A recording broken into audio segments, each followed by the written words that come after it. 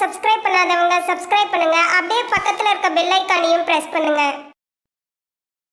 இந்த வழியாக நம்ம என்ன பார்க்க போறோம் அப்படின்னா, மீன ராசி ரேவதி நட்சத்திரத்தில் பிறந்தவனுக்கு 2025 அக்டோபர் மாத ராசி பலன்களை பற்றி நம்ம தெளிவா பார்க்க போறோம்.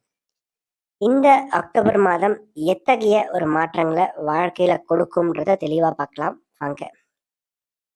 மீனம் கால புருஷனுக்கு 12வது ராசியா வருதுங்க. ஒரு அதிபதி யாருன்னு பார்த்தீங்கன்னா குரு பகவான். ரேவதியுடைய அதிபதி யாருன்னு பார்த்தீங்கன்னா புதன். அதாவது மீனம் ரேவதியை பொறுத்த வரைக்கும் ஒரு புத்திசாலித்தனத்திற்கு பெயர் போன ராசி நட்சத்திரங்கள் அப்படின்றது எல்லா பகுதியிலும் வச்சுக்கிட்ட விஷயங்கள் தான். நல்ல திறமசாலிகள், நல்ல அறிவாளி, இவங்க எதையுமே பகுத்து ஆராய்றதுல ரொம்ப கெட்டிக்காரங்க அப்படின்னு சொல்லலாம் இவங்களை பொறுத்த வரைக்கும். ஸோ அப்படிப்பட்ட இவங்களுக்கு பார்த்தீங்கன்னா கடந்த சில காலங்களாகவே அந்த ஜென்ம சனி அப்படின்ற அமைப்பால சில கஷ்டங்கள், சில குறைகள் வந்து வாழ்க்கையில இருந்துகிட்டு தான் இருக்கு. நல்லா கேட்டுக்குங்க, எல்லாருக்குமே 7.5 அஷ்டம சனி கஷ்டத்தை கொடுக்காது. சரிங்களா? உங்க ஜாதகத்துல நடக்கின்ற தசாபுக்திகளை பொறுத்துதான் பலன்கள் அப்படின்றது இருக்கும், கூட குறைய. இதுல என்னன்னா, தசாபுக்தி நல்லா இருக்கிறவனுக்கு பிரச்சனை எதுவும் இருக்காது. ஆனா அதாவது பிரச்சனையை சமாளிச்சுட்டு இருப்பாங்க இந்த இடத்துல. அதை தாண்டி அடுத்து என்ன பண்ணலாம்னு சொல்லிட்டு மூவ் ஆன் பண்ணி போவாங்க பிரச்சனை வந்தாலும்.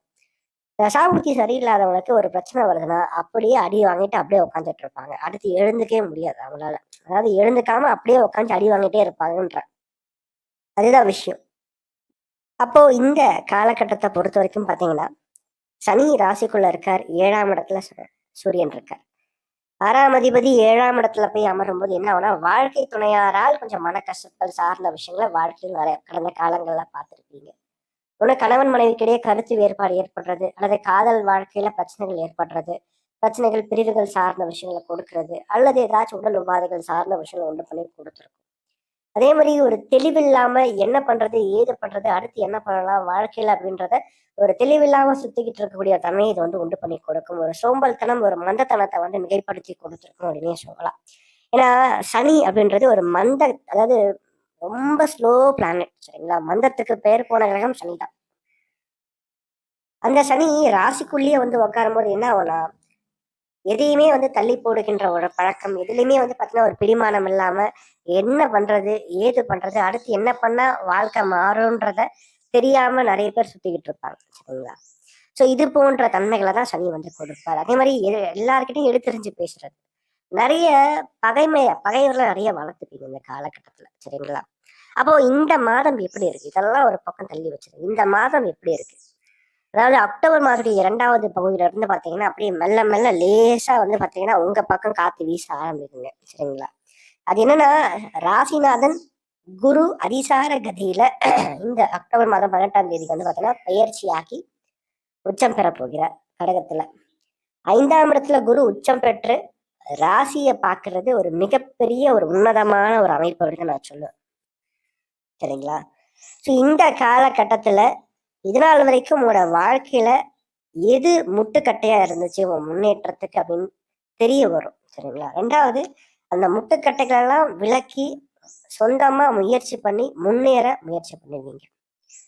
அது மட்டும் இல்லாம தெளிவா யோசிப்பீங்க. ஒரு குழப்பமான ஒரு மனநிலை தற்போது விலகும், கவலைகள் விலகும், மனசுல ஒரு தன்னம்பிக்கை தற்போது பிறக்கும், ஒரு புத்துணர்ச்சி தற்போது கிடைக்கும். சரிங்களா? 2வது, திருமணமான பெண்களுக்கு அந்த குழந்தை பாக்கியம் சார்ந்த விஷயம் இன்னும் கிடைக்காம இருக்கு அப்படின்றது தற்போது கிடைக்கும். அது மட்டும் இல்லாம வருமானம் அதிகரிக்கும். லாபாதிபதி ராசிக்குள்ள இருக்கார். லாபஸ்தானத்தையும் லாபாதிபதியையும் குரு பார்க்கறதுனால கண்டிப்பா இந்த காலகட்டம் வருமானத்தை உண்டு பண்ணி கொடுக்கும்.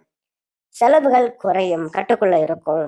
அது மட்டும் இல்லாம ராசிக்கு 6க்கும் 8க்கும் ஆதிபத்தியம் பெற்ற சூரியனும் சுக்கிரனும் இந்த மாதம் பலம் இழக்கிறாங்க. அப்ப மீனத்தை பொறுத்த வரைக்கும் சூரியன் சுக்கிரன் இவங்க 2 பேருமே பலம் இழக்கிறது நல்லதான்னு கேட்டா கண்டிப்பாக ரொம்ப நல்லது. எப்பவுமே நல்ல ஒரு சுத்த ஜாதகத்துல பாருங்க, 6, 8ஆம் அதிபதிகளை விட லக்னாதிபதி வலுவா இருப்பார். அப்போ இப்போதைக்கு தற்சமயம் பாத்தீங்கன்னா சூரியனும் சுக்கிரனும் 6ஆம் அதிபதியாவும் 8ஆம் அதிபதியாவும் வருவாங்க மீனத்தை பொறுத்த வரைக்கும்.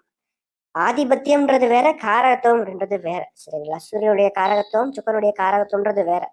நம்ம கோச்சார பலன்களுக்கு பாத்தீங்கன்னா இவங்க 2 பேருமே பலம் இழக்கிறது நல்ல அமைப்பு தான். அப்ப ராசிநாதன் பலம் பெறும்போது எதிரிகள் விலகி ஓடுவாங்க, எதிர்ப்புகள் குறையும், அதே மாதிரி ஆரோக்கியத்துல இருந்து வந்த பிரச்சனைகள் சரியாகும். நல்ல தேக ஆரோக்கியம், நல்ல ஒரு தேக பலம் தற்போது கிடைக்கும். மருத்துவ செலவுகள் குறையும். அதே போல மாணவ மாணவர்களை பொறுத்த வரைக்கும் படிப்பு சார்ந்த விஷயங்கள் உள்ளக்கு நல்லா இருக்கும். கல்வியில இதனால் வரைக்கும் இருந்து வந்த படிப்புல இதனால் வரைக்கும் இருந்து வந்த முட்டுக்கட்டைகள், இடையூறுகள் சார்ந்த விஷயங்கள் விலகும். ஓரளவுக்கு தெளிவா யோசிப்பீங்க. அடுத்து என்ன பண்ணலாம்னு சொல்லிட்டு பிளான் பண்ணுவீங்க. அதை நோக்கி ஓட ஆரம்பிப்பீங்க. அதே மாதிரி மாதத்துடைய கடைசி பகுதியில பார்த்தீங்கன்னா செவ்வாயும் ராசிக்கு 9ஆம் இடத்துக்கு வருவாருங்க. பாக்கியத்துல செவ்வாய் வர்றது சிறப்பு தான். ஓரளவுக்கு நல்ல ஒரு சௌகரியமான ஒரு வாழ்க்கையை உண்டு பண்ணி கொடுப்பார். வேலை ரீதியா கிடைக்க வேண்டிய ஒரு அங்கீகாரம், ஒரு ப்ரமோஷன் சார்ந்த விஷயங்களை உண்டு பண்ணி கொடுப்பார். என்ன ஒண்ணு, சுக்கிரன் பலம் இழக்கிறார் 7ஆம் இடத்துல, அதுவும் பலம் இழக்கிறதுனால வாழ்க்கை துணையார்கிட்ட மட்டும் கொஞ்சம் விட்டு கொடுத்து போகணும், கொஞ்சம் அனுசரிச்சு போகணும். தொழில் ரீதியா, வேலை ரீதியா ஓரளவுக்கு நல்ல ஒரு முன்னேற்றங்களை கண்டிப்பாக குரு கொடுப்பார் அப்படின்னு சொல்லலாம். மேலும் தகவலுக்கு எங்க சேனலை மறக்காம சப்ஸ்கிரைப் பண்ணுங்க. நன்றி.